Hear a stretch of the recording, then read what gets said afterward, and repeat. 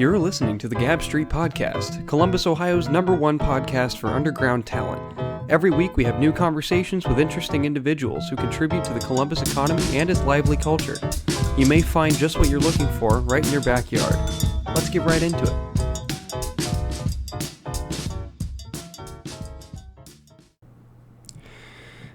The day is here, folks. I don't know if you're listening to this on September 2nd or any time after that, but episode 80 is here. This is releasing on 6 a.m. September 2nd. This is the episode we've all been waiting for. The Columbus Creatives COVID Grant. First of all, thank you to everyone who voted. Thank you to everyone who applied. Thank you to everyone who applied to be a board member and was a board member and helped us all throughout the process.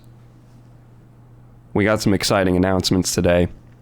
Before we get to the winners, I gotta say, we got a co-host with us today who actually helped set this off in the first place. His name is Joseph Keith. Say hello. Yeah. Hello. What it do? What it do? I'm here. He actually helped put together the initial announcement graphics and helped hatch the idea itself. Without him, this would not be happening. So thank you, Joseph, for helping make this a reality and getting the word out there to everyone involved. Thank you for having the great idea. I appreciate that. I want everybody to know, this is my time. I want everybody to know that you had this idea and brought it to me, and it was a great idea, and it was a wild ass idea. It was a big idea, but you took it on face on, and I'm fucking okay, not effing. I am happy. I am happy that it has turned out this well.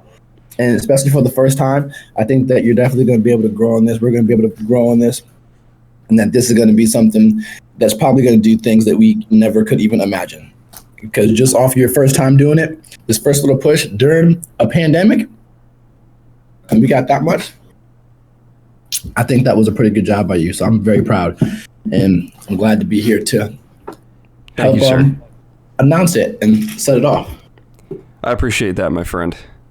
We are going to grow on it as well, literally, because we are going to make some changes for next year. Right now, tentatively, if COVID is eradicated by next summer, here's hoping, everybody's got their fingers crossed. Right. We will be changing the name of the grant to the Columbus Creatives Community Grant. And a few things will be changing with the process. We'll still be accepting donations in the same way. We may switch websites for that because DonorBox took quite a bit of fees. So we ended up receiving about $2,150 overall, and $150 of those dollars went to DonorBox for fees. So we ended up having just about exactly $2,000 to disperse among the winners. So if we can find a service that does not do that, that would be the best case scenario there. We'll also be handling the selection process differently. Again, this is tentative. We may change our minds here, but instead of a popular vote like we did this year, we are likely going to move to an independent committee style, where we will be curating a board of directors who will be meeting all in a group, and we'll be reaching consensus as to how many winners there will be, who they will be, and how much money they'll be receiving. Because all of this depends on how much money is donated and how many people apply. So we have even toyed with the idea of having the general public vote on the board members for next year. So let us know what you think. Go ahead and send a DM to CCC_grant on Instagram, and we will get back to you on your feedback with what you think we should do next year. We may even decide to make an exit ticket survey or something like that, just so everybody is on the same page. I like that idea. Cool. Joseph, are you ready to announce the winners? I like how you said that. Yes, I am. Let's get ready to rumble. So, are you ready to announce the winners? Got to put on my showman voice, right? I felt like I was at Willy Wonka's chocolate factory. That's exactly what I was going for. Wow. I'm really glad I pulled that off. Fantastic. We're not going to be announcing these winners in the order in which they received votes.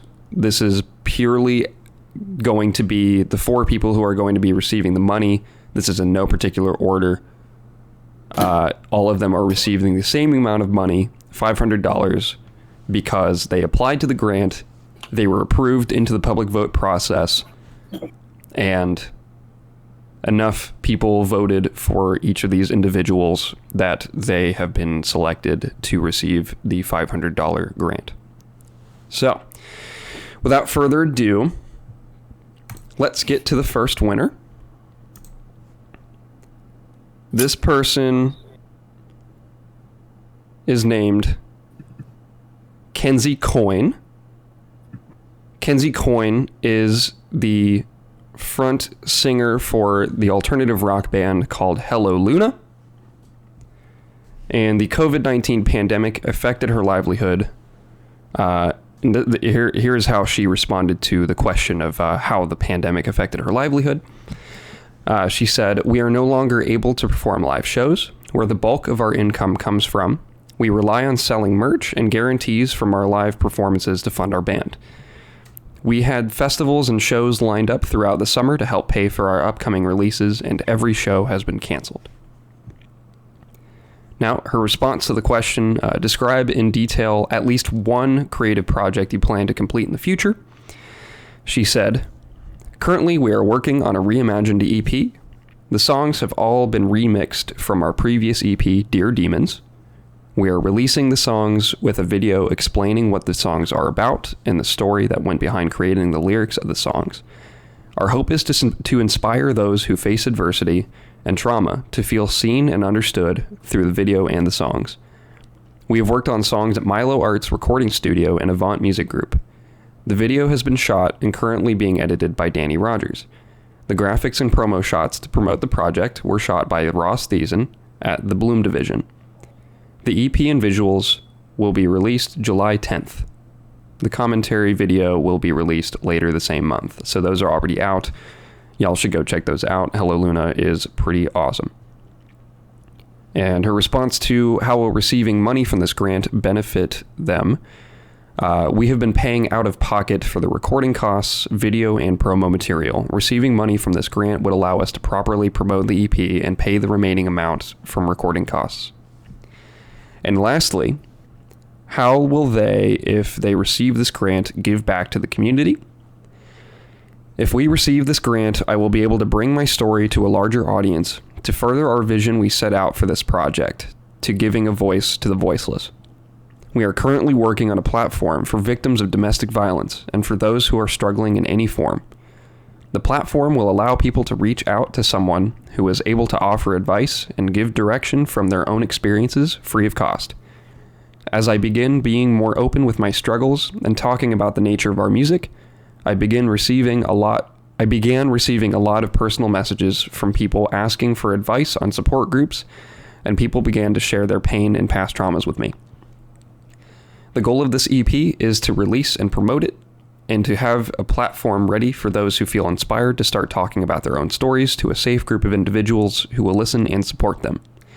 Through this grant, I hope to further the reach of this project for not only exposing our music to a larger audience, but to the launch of a support group of people who may be too afraid to share their stories in front of a group or who do not have the funds to get the proper psychological care. Congratulations, Kenzie Coyne. Wonderful application. Thank you for applying and receiving the grant." Congratulations. I think that the people that won, first off, I think that something that all of them had in common, that they really took these applications seriously. It really put thought into them because there were a lot of applications that came in, and the ones that didn't exhibit enough detail or effort did not make it to the end. But all of the ones that we have here that won, that's a common thing that they all tried very hard and put a lot of time into their application. So next year, if you're going to apply, I recommend that you take the time on the front end and really think about what you could do with the money, and just put a little effort into the application. I think that goes a long way and could literally be the difference between you receiving the grant and not receiving it. Agreed, 100%. Are you ready to move on? Yes, sir. Go ahead and read your application, sir. Okay. So the second winner that we have here is a photographer from Columbus. His name is Adam Berta. Adam Berta, when asked what makes you a creative, he said, I have a great respect for the arts and draw inspiration from all my experiences growing up in Columbus, Ohio. In creation, I specialize in digital media, specifically photography and filmmaking. To the question, how has the COVID-19 pandemic affected your livelihood? He answered, I'm an event photographer with most of my experience in concert/event photography. All of my income for the past few years has come from creating promotional content for musical artists. With gatherings of people prohibited, live music has effectively stopped, and artists no longer need content to promote their tours/events. When asked to describe in detail at least one creative project that he plans to complete in the future, he answered, I have a gallery exhibition for photographs I've taken in Columbus during the George Floyd/Black Lives Matter protest in September. The exhibit will be at Shaw and Christopher Gallery on North High Street in the Short North. The exhibit aims to showcase the mistreatment of law-abiding American citizens exercising their First Amendment rights in the streets of Columbus during the demonstrations. I've implemented my shooting and editing style taken from my music photography background to create a unique aesthetic that will hopefully draw more attention to the systematic oppression of Black people in the U.S. When asked how will receiving the money from the grant program benefit him or his creative projects, he said, I plan on furthering my coverage of current events like the work I've been doing during the protest. I really like to travel and try to understand more about different issues Americans are facing and use my photos to garner more attention to hopefully improve these issues. And lastly, to the question, how will you, if you receive this grant, give back to the community? He answered, I will keep covering current issues in Columbus to raise awareness and hopefully bring progressive change through that exposure. I think that I'm happy Adam Berta won. I'm going to say congratulations, Adam, and I'm excited to see what comes out of this. Hell yeah. Congratulations, Adam Berta. Wonderful job. You ready to move on? I am. That was a really good application. I'm really excited to see what he does. I agree. I also think it was really good. I'm very excited. The third winner of the Columbus Creatives COVID Grant 2020 is Cameron Bryce, also known as Bill Shaft. When he was asked what makes him a creative, he says, I write poetry and raps. I've recorded and released one album. I also work to throw events for rappers and artists like me in the Columbus area. Organizing an event makes me an artist. For how the COVID-19 pandemic affected his livelihood, he says, COVID-19 has prevented me from throwing my events from the middle of March to now. Previously, I had thrown 4 to 6 shows each month and brought home $400 to $500 a month. And the number was only rising as the shows were progressing. I have also not been able to interact with the other artists in my community the way I would like to because of quarantine. When he described in detail at least one creative project he plans to complete in the future, he said, I plan on starting a show series called Wasted and Sedated. The shows will focus on local undiscovered talented artists, and will take them in the road.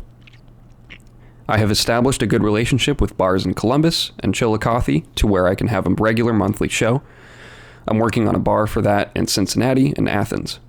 Wasted and Sedated will take artists and give them an opportunity to perform in a new environment in front of new people. The project will also give each community a taste of another city's art, something I think we all need. How will receiving money from this grant program benefit him and his creative projects? He says, shows cost money, especially if you want to run it right. The less I have to put into the shows out of my pocket, the more I can pay more artists. And lastly, how will receiving this grant benefit him giving back to the community? He says, paying artists who perform in Wasted and Sedated events, as well as planning more networking events for our creative community. Congratulations, Bill Shaft. Thank you for applying and receiving the grant. Wonderful job. I like that. I like that as well. I think he has some good ideas in there. I like the idea of being able to pay artists more, definitely. Yes. Very important. And I think it's good that this money will be, I guess, this money will be going to liaisons that will be paying other people who deserve it as well, if that makes sense. Yeah. I think that's definitely a good way of doing it. So thank you, Bill Shaft. And congratulations once again. All right, on to the fourth application. Are you ready? Fourth and final one. Let's hear it. Okay, so this recipient goes by the name of Billa. He is a artist here in Columbus. He makes music, some very good music. I love his music. I'm actually a big fan of Billa. Yes, he is our fourth winner. When asked what makes you a creative, he said, I started off drawing anime-inspired comics, then started making beats around 2008. Since then, I've been engineering, producing, and creating music as a recording artist. To the question, how has the COVID-19 pandemic affected your livelihood? He answered, I was about to move out to a place of my own before the COVID-19. Luckily, with beat sales and commissions, I've been able to stay on top of bills, but ultimately, it makes the apartment search stressful since the pandemic made me practically homeless and made it harder to find a new job now that I'm on unemployment. When asked to describe in detail at least one creative project that he plans to complete in the future, he said, I am working on executive producing my own EP and building a clothing brand themed around my content. When asked how will receiving the money from the grant program benefit him and his creative project, he said, receiving money for this grant will not only put me in a situation to come back from this minor setback, but put me in a position to give back to other creatives who may not have the tools I have. And asked for his final question, how will you, if you receive the grant, give back to the community? He said, I will be able to create a studio space where creatives who are searching for studio time to have a place to record and express themselves. I also want to keep giving inspiration to the people who watch out for me and aspire to be an amazing creative also. Well, congratulations to Billa. I'm very happy that you won, very excited that you won, and cannot wait to see what you do with these funds. All right. So those are our four winners. Thank you to everyone once again who applied since the beginning of the summer, who voted, worked in the application approval process. Thank you all very much, and we will be seeing you next year, COVID or not. If COVID is still happening, this will operate in the same fashion. If not, we will be making some changes. So, thank you for listening this week, everybody.